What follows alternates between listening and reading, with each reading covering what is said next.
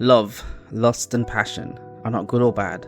They merely are, affecting everyone in their own way. Hello and welcome back to Cosy Reads. I hope you've all been keeping well. Welcome to part 5 of our series, A Universe Moulded.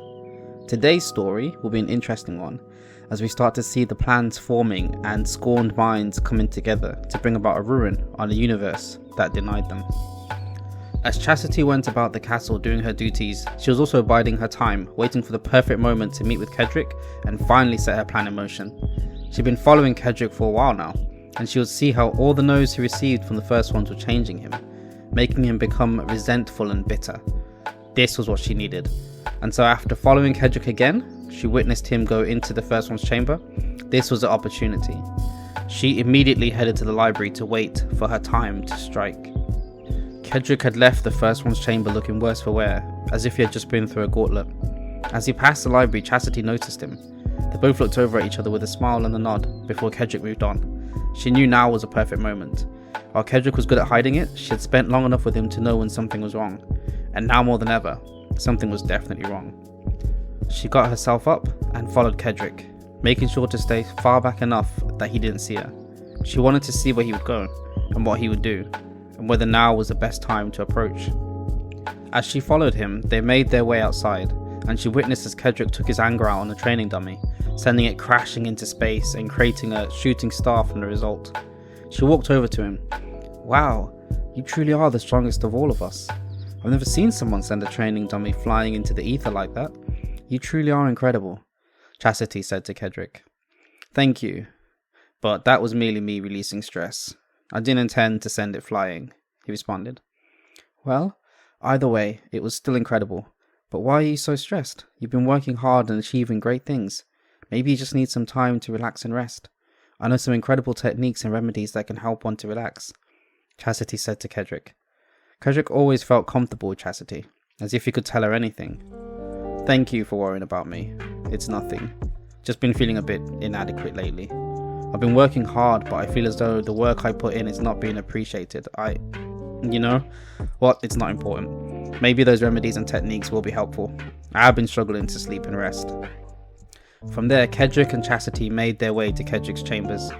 It was nice having Chasity here. She made the place feel peaceful and warm. He felt a connection with her, but he could not pin it down as it was a connection that gods did not usually feel. As she laid him down, the two were deep in conversation. They spoke about life, about working under the first ones, about the mortals and their connections, and about the future. While the gods and first ones did not care too much to think about the future, as time did not really affect them, Kedric thought on how nice it was to ponder on the idea. With someone as intelligent as Chasity there was many conversations that they could have. The more they spoke, the closer they became, until eventually they found themselves intertwined in every aspect. While relationships between the gods were unheard of, these two could feel that there was something between them, and they both wanted to explore it. As time went on, their conversation started to shift, until eventually Kedric found himself being asked a very precarious question. "So, what do you think of the way the first ones run things? You've said it yourself. They do not respect us gods as much as they should, and I agree there should be a management shift," Chasity said to Kedric, while running her fingers through his hair. "That's the kind of question that could get you in trouble," Kedric replied. "Indulge me," Chasity answered without breaking a beat. "While it is true I believe the first ones can be arrogant and pompous, I do not believe that they are running things wrong. Kedric struggled to get the last words out. It felt like a form of betrayal to even utter these words. "Come on, Kedric. It's just me and you. No one else is here. You know me. I will take your deepest secrets to the grave with me, as I know you would do the same." What Chasity said was true. Kedric did trust her deeply. Eventually he pulled himself together and spoke. "I do despise the first one's rule. While I do not think they are doing a bad job, it is their arrogance and the way that they look down on us that boils my blood. They think they are better than us simply because they came first, and they wish us to grovel at their feet and kiss them. We are gods, and yet they look at us as if we are merely playthings, playing sentience. Even when the mortals praise and admire us, make offerings to us and worship us, to the first ones this is comical, as if we hold no threat to them. And so anything the mortals do to praise us is seen as pity in the eyes of the first ones. I cannot stand this any longer, and I do sometimes wish for enough power to bring the first ones down a peg or two." When Kedric was finished, he looked over at Chasity. She had stopped massaging his head, and she had a peculiar look on her face. At first, Kedric thought it was a look of surprise, and so this worried him, thinking he had just made a mistake. Did he say too much? Was this all a trap? Was she merely baiting information out of him, or was... Kedric's train of thought came to an end with an answer, one that was brought on by a kiss from Chasity.